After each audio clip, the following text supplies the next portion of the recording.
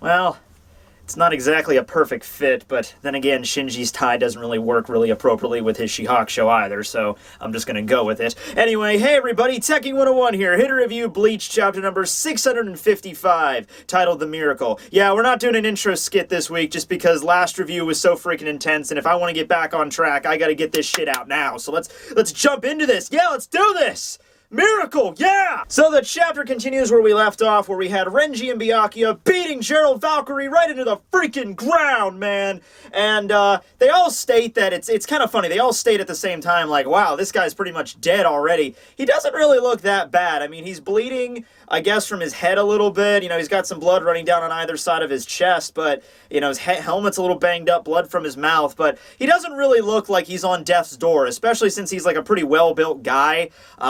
Harold's just going on a bit of a monologue explaining exactly what miracles are, you know, that if they occurred out of the ordinary and mundane, they really wouldn't be called miracles. And okay, listen, you know, Kubo's been doing pretty good with this when it comes to the elite Stern Ritters anyway. They haven't been doing that thing that I hate, especially with Gremmy and Pepe, where their power is their personality. Like, Pepe was the love, and he really didn't have a personality of himself. All he did the entire time in his fight with Byakuya is just spout on and on and on about how love is great, love is wonderful, you can never escape love, it's the most glorious thing ever. Same thing with Gremmy in the visionary power. He could just never stop talking about imagination. You know, that's not a personality, that's just their power. And Pernida and Lille were okay, a little bit better at this. You know, Pernida, you know, wasn't going on and on about how it can, like, twist your nerves and shit. It was more, you know, something unique about being the left arm, and, you know, it's kind of evolutionary ability. That's kind of something cool. And then we have Lille, who, the power to shoot through anything in all creation. That didn't really focus much. I mean, he didn't really focus more on that. He focused more on being a god, which kind of equally got annoying. But I'm seeing the trend with Gerald, whatever, already starting up, where he's gonna just spout on and on about how miracles are the most amazing thing ever, and here's what makes a miracle. And, yeah, I just hope we don't go down that road, but it's looking like it in this chapter, so shit.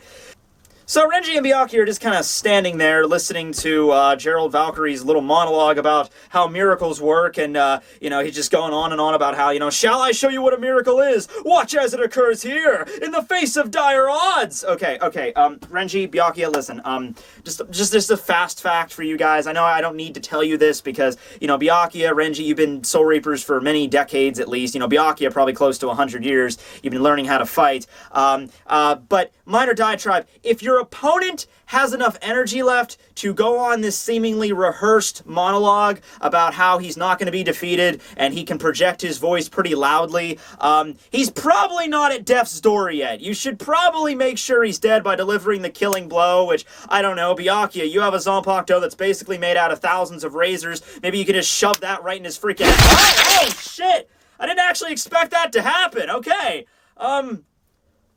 Way to go, Byakuya, for the whizzle! Yeah, so Byakuya just sends, like, the wave of his Senbon Zakura directly into Gerald Valkyrie's fucking face and just shreds it, you know, and freaking helmet just flies off and the blood is filled with it, and that's completely wrecked. And, yeah, I'm assuming he's still in his Shikai, too. I don't see any reason why he would have went into Bankai. I don't think we've seen Byakuya's Bankai since he's trained at the Soul Palace, so maybe it's gotten a little bit more refined as well as his Shikai, because basically his Shikai is maybe not on the exact level of his Bankai right now, but the only thing that's really different between his Shikai and his Bankai are the number of blades he can create, the number of flower petals. It's like the same as Toshiro's, where Toshiro can technically use the same techniques he can in his Bankai, but in his Shikai form, it's just a lot weaker. I guess that Byakuya could technically do, you know, like Gokei and Senkei and all that shit in his Shikai now that it's more refined, just on a lower, smaller scale than on his Bankai. But yeah, he just shreds Gerald Valkyrie's freaking head, and the helmet lands right in front of Momo, who's just kind of standing there like,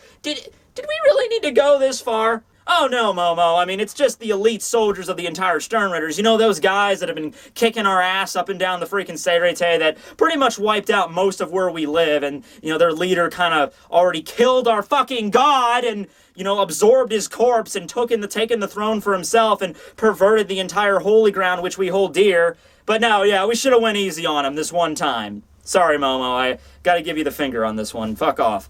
Anyway, moving on, Shinji just kind of comes up to her and's like, basically told you all the same things I just did. Like, yeah, we had to. Besides, the way he was talking, he's that type of guy that as soon as he's figured out the extent of our abilities, he would have been able to turn this around with a single attack. Okay, has Shinji been reading, like, TV tropes or anything? Because this is, like, dead on. Also, in what happens later on in the chapter, I wouldn't be surprised if Shinji's just thinking to himself, like, I called it! Yeah, he's doing a little called that shit dance inside of his head, but anyway, no time for that, because Byakuya decides to overkill him some more.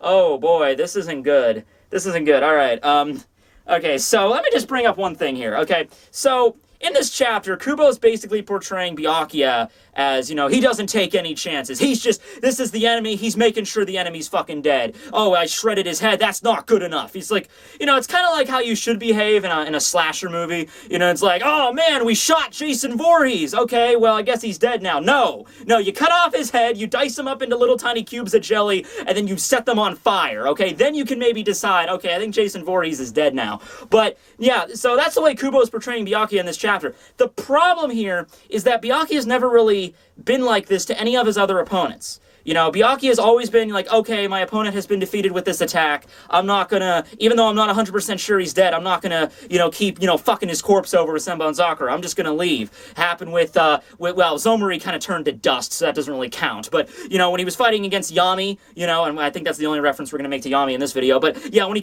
took out Yami with Kenpachi, Yami was still left alive at the end of that fight. Tsukishima, who, you know, had a freaking hole blown through his chest, was somehow still alive. You know, honestly, I think that would be more appropriate. Like, Byakuya is fighting a normal human. Well, not a normal human, but, you know, biologically a normal human. But, you know, blast a freaking hole through his chest. If that normal human starts, you know, keeps on talking and moving with a hole in his chest, Byakuya should be like, oh, fuck, die, what are you? But, you know, that didn't go down there either. It only happens in this one chapter with Gerald, which is probably going to have a negative after effect, I would assume. Alright then, so after Gerald Valkyrie gets raped by 1,000 cherry blossoms, they all decide to get going and catch up with, I guess, damn, is Uehara by himself now? Because Shinji and Momo stood behind too. I guess it would just be, no, it would be Uehara and the Visored, right? Yeah, those are the only, and maybe Soifone, wherever the hell she's at, I don't know. But I guess those are the ones that are still heading on directly toward the Warwelt Castle. But anyway, they decide to keep on going, and Shinji's just kind of smirking like, any job worth doing is doing right. Well, I guess we should get going, and... Oh my god, his vault standing is a giant boot! Honestly, going along with Pernida, that wouldn't really freak me out too much. Or at all, honestly. Okay, let's just go with this. Not exactly. Everyone turns around to see a giant foot crash on the ground, and they're kind of just staring at it, like examining it, like, oh, what the hell is this? Call me crazy, but I believe this is known as a foot. You know? Okay then, well, I guess Kubo's appealing to the foot fetishists now. I mean, we already had that scene with, you know, not Rukia's boobs, Orihime's boobs out all over the place, although we did see Rukia's ass in that one chapter, so I guess we got to appeal to that other, you know, demographic now. But anyway, no, it is actually Gerald Valkyrie, who is massively increasing in size, so big that he's actually destroying the buildings around him, revealing himself to be the Colossal Titan! And that's when I realized that these walls were a pen, and that humanity, the cattle. Renji, would you quit coding Attack on Titan? Get your freaking head in the game. We're all gonna freaking die now. Alright, so after Gerald Valkyrie's little size upgrade now, he's looming over everybody at a pretty damn big scale here. And then we have him beginning to shout his title. You know, I'm Sternritter M, my script was the miracle, all that shit. You shall address me as Gerald Valkyrie! And then you have all the cool little markings on his face and the little, like, wreath band thing he has over his head. That's what he had underneath his mask, I assume. I'm not going to say this is his... Well, maybe it is his Volt standing. I wouldn't say it is, though, because we don't get any of the wings or anything like that. We're still probably going to see another transformation there. But he states what his power does, the miracle, is that it enables him to take all the damage he received from one opponent, or I guess one instance from a series of opponents, and convert that into pure size, which he calls his God size. and he states that this is the first time using this conversion power that he's being able to get this gigantic, and then he just breaks off one of the pieces of a building like a freaking toothpick and just chucks it at everybody. So, you know, it's kind of hard not to make the similarity that I'm sure a lot of other people that reviewed this chapter did, and that's Yami. I mean, this is like a dead-on for Yami. It's a more simple power because how Yami's power works is he was able to convert rage into a size increase, you know? So basically, this is just taking the middleman out of it. You don't even need rage. All you need is just straight-up damage. So all the damage he received from all those attacks, like I said, this is the reason why Kubo had it put in there, but Byakuya just kept on slamming Zenbone Zakura into his corpse, because that equaled more damage, which equaled more size, which that just came back to bite him in the ass later on. I will say, though, that he's not as big as Yami in his final form, because when Yami reached his final form, when he was fighting against Byakuya and Kenpachi, like, he was so big, like, the other guys were just like little specks on the ground, you know, and you could still see the scale is still, I mean, they're tiny, but they're not as small as they were, so he's still smaller than Yami, and we have everyone just kind of getting wrecked by the debris that Gerald Valkyrie threw the building at. You know, Momo and Shinji, they get blown away by it. Shinji almost looks like he gets crushed by a giant hand, which, alright, I guess that's the most appropriate way for Shinji to go out, I don't know. Byakuya attempts to fight him off with Zenbone Zakura, but that doesn't even give him a freaking paper cut. Gerald Valkyrie still has his shield and his sword, and he has all his armor, they grew with him, and he just kind of smashes his shield into the building where Byakuya was on, but he probably avoided that because he's pretty good at Shunpo. I don't see any reason why he would not have been able to avoid that. And then he turns his attention on Rukia and Renji. Oh shit, Rukia, what the hell are we gonna do? No, okay, it's okay, Renji. I have an idea. This might not work, but it's worth a shot. You are not a gun! You can decide what you want to be. You choose! Blows his freaking breath at him, which that blows them off that building, and then and we end out the chapter with him just, you know, being all boastful, like, powerless, utterly powerless, wallow in the terror of your own helplessness, humans, but do not bother lamenting it, because no matter how much you lament and pray, no miracle will be coming for you this day. Yeah, I'm gonna say a miracle is gonna come to them this day. You know what would be really funny is if how they finish off Gerald Valkyrie is if they just push him off the side of the war world. Like, wouldn't that be great? Like, he just gets pushed off and then gets shredded by the barriers or whatever, or I guess falls back on the Seirete and just crushes all the Lille flamingos, you know, that's how they take that out. Yeah, that's pretty much it. I mean, it's a pretty short chapter. It's just he gets really big and then he wrecks everybody's shit up. Next chapter, I would assume they're going to get back up and they're going to be like, oh shit, we can't fight this guy right now, and then Byakuya's going to go Bankai, and then maybe they'll have to like combine all their new Bankais together to take this guy down, like Rukia, Renji, and Byakuya. Shinji, well, I mean, we'll see Shinji's Bankai, maybe. I don't know. I mean, I don't really care, but I guess that'd be kind of cool. My other idea is maybe like Urahara could go and turn around and they could see him, but I don't know if Urahara's going to get involved in this. Now that, you know, that group is heading directly toward the castle and there's no other elite Stern Raiders because Askin's fighting against Ichigo's group, I would assume that Urahara might fight against Hashwolf or somebody like that. That'd be kind of neat.